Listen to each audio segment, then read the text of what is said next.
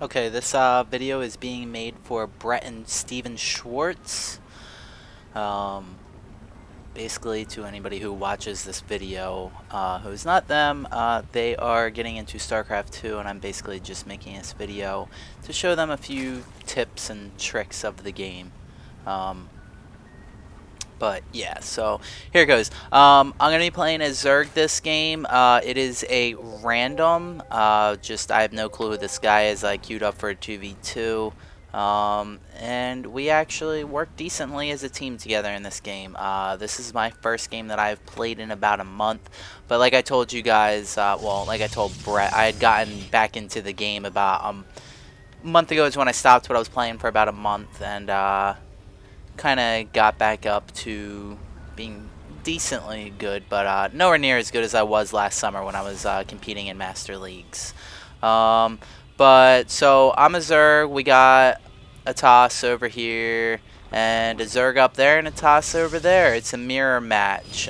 So basically what's going on over here right now is this toss, it's pulling out about a standard gateway.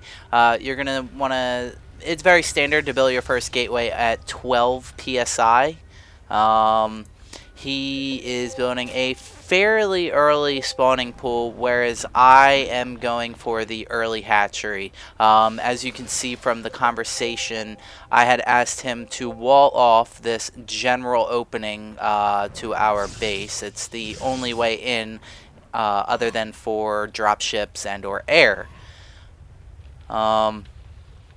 So yeah, let's see how this plays out.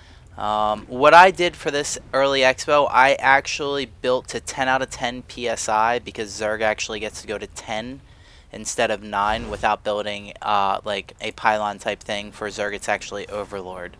I know that Steven said that he likes to play Toss, so I don't know how much you guys know about Zerg. One thing I would like to explain to you guys, it's a very, very, very nifty trick that a lot of people don't know they can do, but once you learn how to do it, it will significantly increase your actions per minute. If you target something, you can hold shift and click another thing to target another unit. So, see how I target this guy and then I can just click on this guy, but I was holding shift and I can get both of them. That also works for if you go like this. See how I'm getting more and more? I'm just holding shift as I do this. You can always look at the shift button. Think of it, instead of calling shift, think of it as the word "and".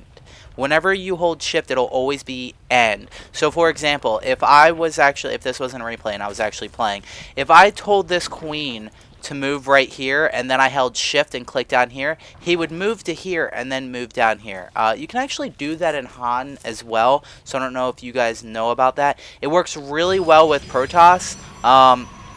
You can hit gateway, then before you actually click the gateway down, you hold shift and click the gateway down, and you'll still have the building on your cursor. So say I wanted to build 4 gateways, I go to this guy, hit build. I kind of rewinded a little bit, but I hit build, then I hit gateway, and then I'll just hold shift and click, click, click. Boom, 3 gateways, instead of having to click build gateway, click, build gateway, click, build gateway, click. But that's something that you'll be able to figure out, and I'll be able to explain further to you later.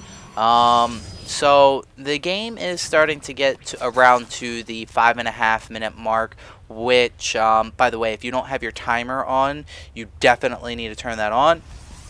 You always know a little bit of what you can expect if you hadn't been scouting. Blue actually did scout for us, but this is all we've seen so far, which is very basic, very generic type build, so we really don't know too much of what to expect here.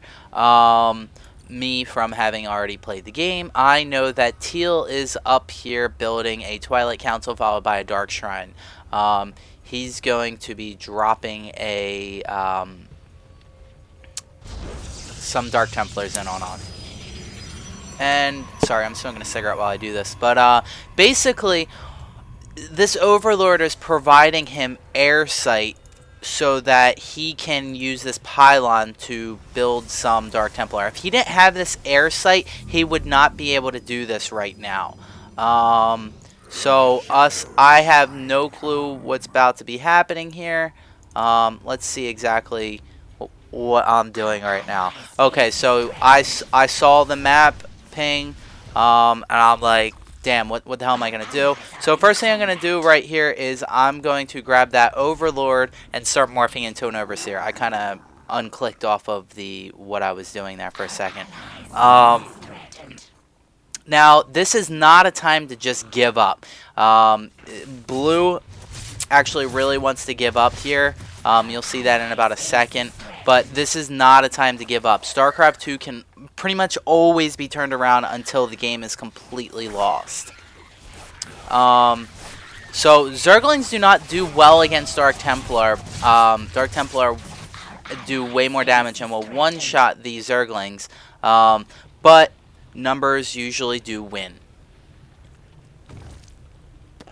So all I really did was get that one Overseer because I didn't realize that he had enough economy to keep sending these in. I have plenty of economy to build more Overseers, which I probably could have done to make this a little bit easier, but I didn't.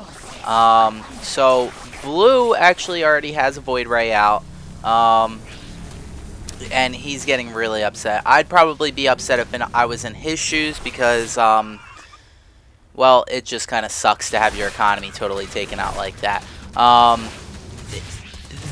TOS, it is their one way to be able to kind of just build a couple of units and take out a whole bunch of workers. Sometimes it's not about just taking out their base. If you can kill all of somebody's workers, it's really going to slow them down. That's why if you ever see like a Zergling rush, they're not going to just go for your main base. They're going to try to take out those workers. That way, even if you kill those Lings, they did some damage. It's a bit of a risk to go right for the main right off the bat, because if you don't kill that, it was pretty much a waste of time and a waste of resources. I got those out of the way. I pinged for Blue that this was up here so that he could go destroy it. I had a little bit of sight of it with my Overlord there. So yes, let's see what the other team's doing here.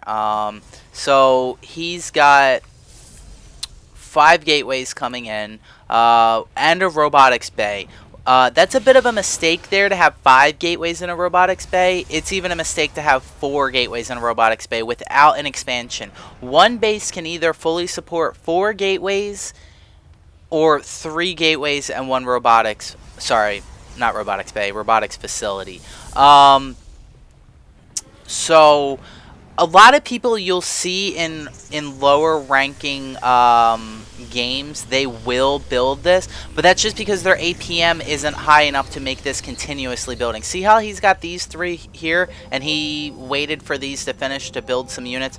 No. Whenever you have a building, you want to continuously off cooldown, well, warp gate will be a cooldown, but gateway as soon as the unit pops. You want to make sure another unit is building.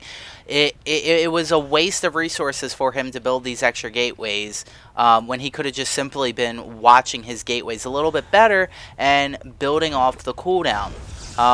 Well, here comes this other expansion, which will allow him to be able to continuously pump units out of these, but let's see what his economy's at. See, he's even got enough minerals right now to build 2 more stalkers right there. He really wants to off cooldown be trying to spam in units here, especially since they got the advantage here. They know that they've taken out this base. Anytime you get an economy advantage like that, yes, it is smart to expand, but you don't want to just simply not build units. You have a huge, he has a huge economy